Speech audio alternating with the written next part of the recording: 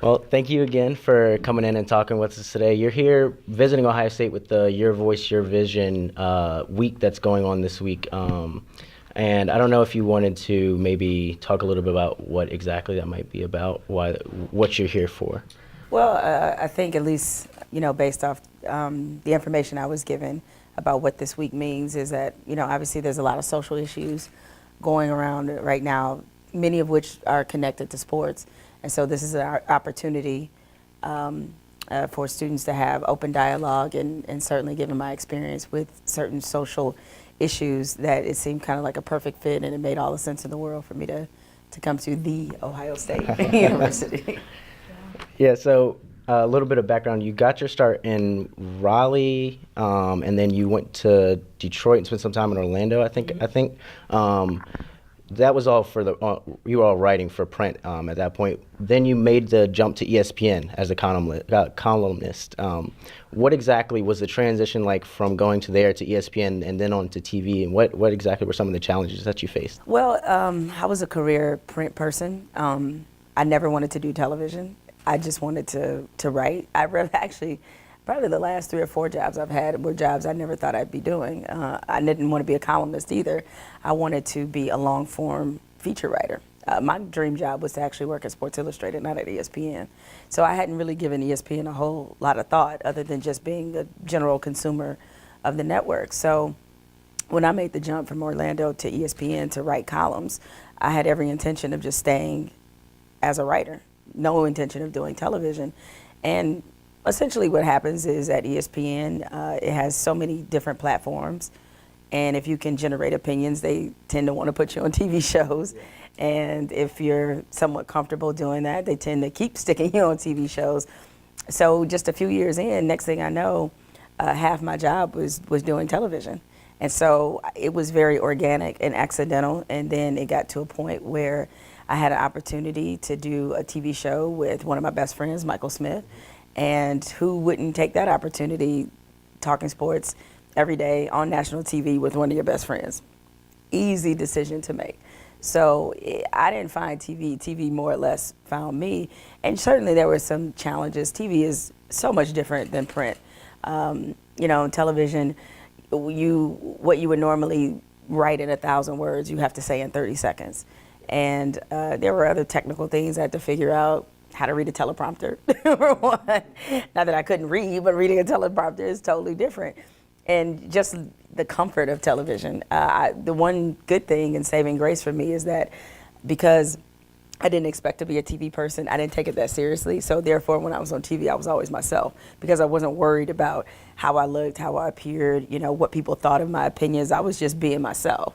And that's kind of the best thing you can do when it comes to television. So because of my natural ease and comfort in doing it, I was able to kind of catch on pretty quickly. And, there are different parts of learning television. There's the opinion part. So I did a lot of shows where all I had to do was fire off my opinion. And then when it came to hosting, and when Mike and I first started, we were hybrids. We were hosting and giving our opinion at the same time. So we go from that to SportsCenter, where that's like more traditional anchoring. So it was learning the nuances within all those different positions. And it was challenging. As a print reporter, we used to make fun of TV people all the time. And once I started to do it, I was just like, oh, this is something that's way harder than it looks for those who haven't done it before. For sure. Did you ever have a moment where you just kind of looked around and thought, wow, I've made it? And if you did, when was that? I have never quite had that moment. It comes in pockets where, you just can't believe a little bit this is your life. That's probably how I felt the first time I met former President Barack Obama. And when Mike and I were just invited to the White House, which was like, that was enough. That was a win in and of itself. And then once we did the receiving line and I go to shake hands with the president, and he just grabs me like we've known each other forever. And he was like, from my favorite morning show. And then he's like telling me my opinions and things I've said. I'm like, he really watches the show. And the First Lady was very complimentary too. That wasn't more of a I made it moment. That was more of a I can't believe this is my life and that the president actually watches my show. And it was a great lesson in you never know who's watching. And I've had those experiences where I'm like, wow, you watched the show? Okay.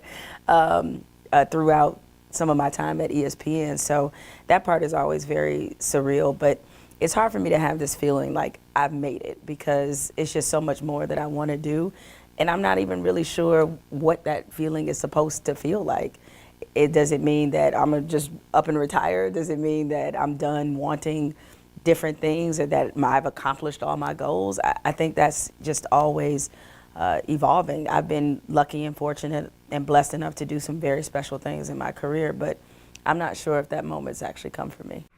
Yeah. Now, one of the other things that you've been pretty vocal about is the whole athletes need to stick to sports movement, I guess, that's going on in some places. How important is it for athletes, especially the most prominent ones, to use the platform they have in the sports world to go out and try to create some sort of social, political changes? The way I look at it is like this. It's not a requirement, because everybody isn't capable, suited, or has the desire to actually do it. But for those that do, I think we need to create avenues and lanes for them to do it. Because people, the stick to sports crowd, who I think is generally intellectually lazy, that they have to keep in mind that these are full citizens. These are not, they're not wearing basketball uniforms 24 hours a day. They pay taxes, they have children, they're invested in education and all the same issues the rest of us are invested in. So we're basically saying because of, you dribble, or because you throw a football or whatever, that somehow excludes you from joining conversations that the rest of the nation is having. And many times in sports, there's so many examples where sports has actually been ahead of society and been a model for society. I mean, Jackie Robinson integrated Major League Baseball in 1947, and the Civil Rights Act didn't come to 1965. So sports was already ahead in that regard. And I think now what I tend to find is the people who tell athletes to stick to sports or to shut up and dribble is because they don't like what they say. Because when it's an athlete that does say something that they agree with, they don't say that then. And so I just find the entire premise usually to be rooted in more disagreement, as opposed to literally wanting athletes to be quiet. And sometimes it depends on what the issue is, because if you're gonna say stick to sports all the way. So that means that cancer drives and breast cancer awareness and domestic violence awareness, that means that's not sticking to sports either. But that's okay, and it should be. So I'm not saying that there's not room to discuss those issues. They're very important, and if athletes or sports can do something to bring awareness to that, that's critical. But you don't hear that then. It's only with issues that make people a little uncomfortable, where they don't know what side to pick, or they have their own issues with what's being said. I've always said that's the nature of the protests that occurred in the NFL. It was never about the method. It was always about the fact that people didn't believe in what they were protesting about. Yeah. And in terms of the college athlete dynamic, how can scholarship athletes kind of balance between standing up for their beliefs outside of sports, but also knowing that they're trying to pursue probably professional athletics, and kind of balancing the two? I think college athletes don't realize the power that they have. I feel sorry for them in many regards, because the way the system is structured is that other entities have so much control over not just their playing time, their scholarships. People forget, or they just maybe don't know, that these are not 4-year renewable scholarships. These are year to year, right? And coaches and administrators and athletic directors have so much control over, how much playing time that they get and whether or not they're offered the scholarship in the first place. So I don't even think they're in a position from a conditioning standpoint to challenge the system. I mean, clearly, whether or not they're fairly compensated, that's always a topic. But the way that they would ever have to change that system, if it truly got to a breaking point for many of them, there's only one way to change it, and the only way to change it is to miss games. And you're asking young people who are between 18 and 22 years old to make such a monumentous decision, and I just don't know if they're there yet, even though they have all the power. They could do it if they wanted to. So, it's whenever I see a college athlete that decides to speak up. There were some at, I think, Nebraska that took a knee. people have to understand the weight of that decision, and they have so much more to lose because of the amount of control other people have on their lives. So it's discouraging because I've always looked at college as a critical sort of think center, if you will, or thought center. This is where you're supposed to learn new ideas, learn about different cultures, different people. This is where you're supposed to kind of grow intellectually. And I often find that college athletes are not encouraged to do that. They're encouraged to commit to their sport and nothing else.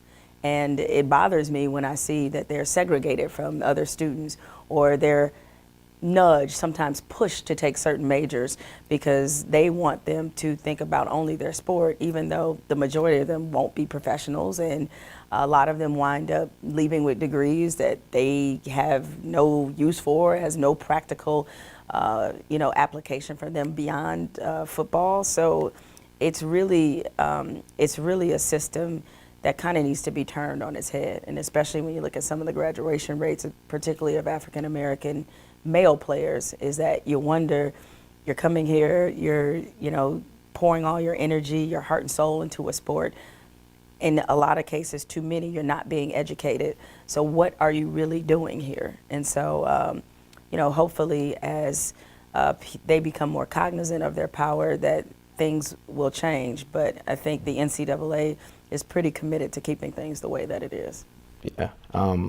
As someone who had to do this in the professional world, how exactly, what advice would you give to young professionals trying to navigate advancing in their career while also still holding themselves to their moral standards, their political beliefs in the professional world? How exactly did you navigate that, especially for a young woman who maybe once has an interest in sports journalism? It's something that you learn through experience. You have to pick your battles. Part of picking your battles, meaning that when you do speak out, you have to have the leverage to accept the consequences that come with it. And I think more than anything, you have to have the stomach for certain things. I don't speak out on everything. I mean, I can speak out about 1,000 different things a day, but I pick what those things are that are the most meaningful and the most critical things, and I focus on that. At the end of the day, for anybody, whether you're in year 1 of your profession or year 20 like me, is you have to know very clearly what you can live with and what you can't. Because at the end of the day, regardless of these professional accomplishments, I have to be able to sleep at night.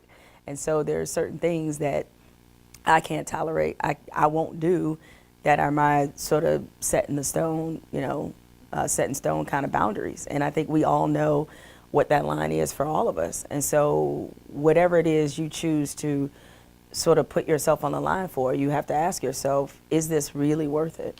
And if the answer is yes, then you have to accept what comes with that, whether it be something positive or negative. But mostly, I mean, I think it's important too to channel that energy into something constructive, that it's not just about what you say, but it's also about what you do. It has to be a combination for it to really, I think, be effective. And you've received a lot of criticism, especially on Twitter, for being very vocal about the things that you believe in. But you've stated that you don't plan to curb your opinions, that you stand by a lot of the things that you've said. How do you continue to move forward despite the backlash that you receive? Well, for me, it boils down to something very simple. So it's going to be Thursday in a couple days. You know what happens on Thursday? I get paid. That's what happens. So that makes it easier to deal with. And until one of those tweets are from Bob Iger or the new president of our company, Jemele, then it doesn't matter what they think. I mean, it matters in the sense that we're in the business of serving sports fans. That's what ESPN does. So your opinion matters to a degree. Your personal opinion about me doesn't matter at all. And that's not something that I developed overnight. That is something that took time. I mean, again, I'm 20 years in, but I've been getting hate mail so long. I mean, I've been getting this since college. So unfortunately, I'm very practiced at how to deal with it. And social media is different. And I think I'm also lucky that during the meat and teeth of my career, I didn't have to deal with social media. That's relatively new for somebody like me, especially at the level that it is now. So I would just tell younger journalists is that it probably helps them more to distance themselves from it so that you're not all of a sudden forming your opinions or, you know, what you say or how you behave as a professional based off egg avatar. Because the thing is, and this is not to sound arrogant, but most of the people who tweet you can't do what you do. And you have to always keep that in mind. They're giving you their opinion for free. I get paid to give mine. There's a difference. And so, you know, it's allowed me to keep a certain amount of perspective. And plus, you know, my worst day as a professional will never equal anything that was my worst day as a person. Like those two things are on different levels. So there's nothing anybody can say to me. Sure, it's irritating, and that's, you know, when I respond on Twitter, it's just because I'm irritated at that point. Like, you know, it's kind of like a fly that just won't die. That's like on its last buzz, and it just won't die, and you're trying to kill it, and it's still evading you. And so every now and again, or not every now and again, I say daily, I got to make an example out of somebody just to let the others know, you know. So yeah, I mean, it doesn't, you know, bother me. It's not something I think about. It's just more irritating than anything. Yeah. Now, recently you announced that you are making the move over to the Undefeated. What are you most excited about the move? What are you most excited about getting to do over at the Undefeated? I'm really excited to get back to writing. That was always my first love. And it's what I always wanted to do. So to be able to get back fully into the commentary lane, to write with a little more nuance than sometimes TV allows you to, that part is really exciting. And especially to be aligned with a brand that is all about covering the intersection between race, sports, and culture. Is the perfect fit for me because they write and cover a lot of the issues in sports that I care about, that I find compelling and fascinating. And so I'm just kind of adding to a team that was already great before I joined there. And some of the specials that we plan to do in the future, and just the ability to kind of take a step back and say, okay, I want to do this for that platform or this for that one. So having a little more freedom on a daily basis has been very liberating.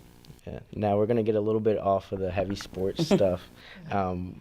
You're pretty big into movies from what I understand. Am. Yeah. Right now, what is your favorite movie that has come out recently? And if you had to pick one movie that you're excited for moving forward, what would that be? This is such an easy question. Black Panther, which I've seen twice. Plan to see it more.